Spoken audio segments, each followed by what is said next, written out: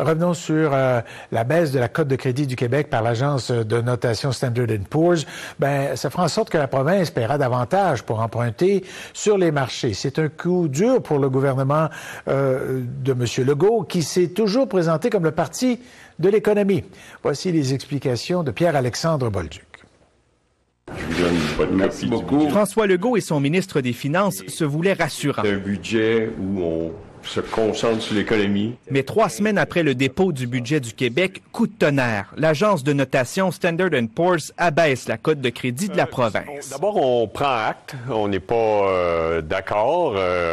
On pense que notre plan de retour à l'équilibre budgétaire est crédible. La cote de crédit du Québec passe de AA- à A+.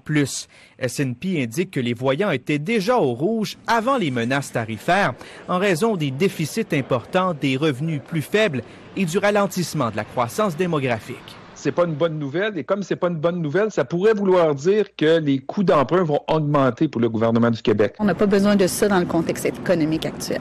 Le milieu des affaires est inquiet. On vit des difficultés actuellement, on a besoin du soutien des gouvernements et on espère que le gouvernement du Québec notamment sera présent malgré cette situation-là.